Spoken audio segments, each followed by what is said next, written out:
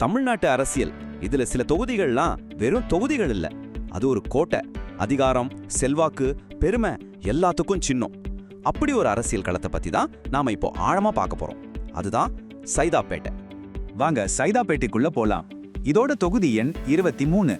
தென் சென்னை லோக்சபா தொகுதிக்கு கீழே வர்ற சென்னையோட ரொம்ப முக்கியமான ஒரு தொகுதி இது. சொல்ல போனா இது வெறும் ஒரு தொகுதி மட்டும் கிடையாதுங்க. தமிழ்நாட்டோட அரசியல் சதுரங்கத்துல இது ஒரு முக்கியமான களம். ஒரு கோட்டைன்னு சொன்னா அதோட வரலாறு ரொம்ப முக்கியம் இல்லையா? பல வருஷமா சைதாப்பேட்டையோட அரசியல் ஆதிக்கம் யார் கையில இருந்திருக்கு வாங்க பார்க்கலாம். இங்க பாருங்க, இந்த நம்பர்ஸ் ஒரு தெளிவான கதையை சொல்லுது. 1977 இருந்து பாத்தீங்கன்னா திராவிட முன்னேற்ற கழகம், அதாவது திமுக இங்க 7 தடவை ஜெயிச்சிருக்காங்க.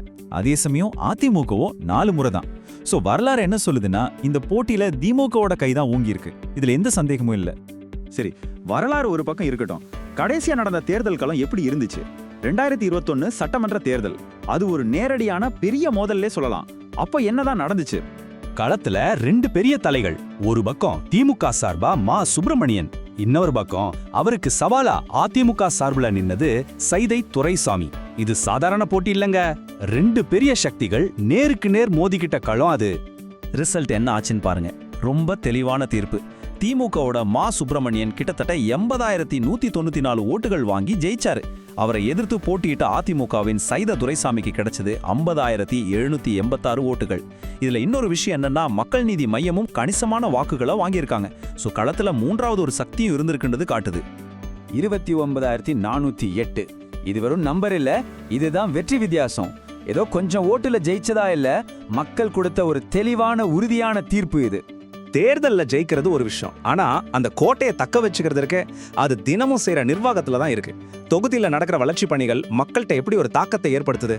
2021 ஜெயிச்ச மா சுப்பிரமணியன் இப்போ தமிழ்நாட்டோட மக்கள் நல்வாழ்வுத்துறை அமைச்சர். இது எவ்வளவு பவர்ஃபுல்லான ஒரு போஸ்ட்னு உங்களுக்கே தெரியும். அதோட சைதாப்பேட்டை தொகுதியிலும் நிறைய உள்கட்டமைப்பு வேலைகள் தொடர்ந்து நடந்துட்டு இருக்கு. இந்த வளர்ச்சி பணிகள் எல்லாமே வாக்காளர்கள் மனசுல ஒரு பெரிய தாக்கத்தை ஏற்படுத்தும் இல்லையா? சரி, வரலாறு பார்த்தாச்சு, லேட்டஸ்ட் ரிசல்ட்டை பார்த்தாச்சு, இப்போ களத்துல என்ன நடக்குதுன்னு பார்த்துட்டோம். இதையெல்லாம் வச்சு பார்க்கும்போது 2026 தேர்தல் எப்படி இருக்க போகுது? அரசியல் நோக்கர்கள் என்ன சொல்றாங்கன்னா, வரப்போற தேர்தல்ல போட்டி ரொம்ப கடுமையா இருக்கும்னு எதிர்பார்க்கப்படுது.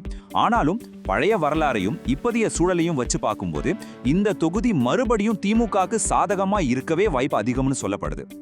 அப்போ கடைசி கேள்வி இதுதான்: வரலாறு திரும்பவும் நடக்குமா? திமுக தன்னோட கோட்டையை தக்க வச்சுக்குமா, இல்ல சைதாப்பேட்டையில ஒரு மாற்றம் வருமா? இதுக்கான பதில் வேற எங்கேயும் இல்ல, சைதாப்பேட்டை மக்களோட கையில தான் இருக்கு.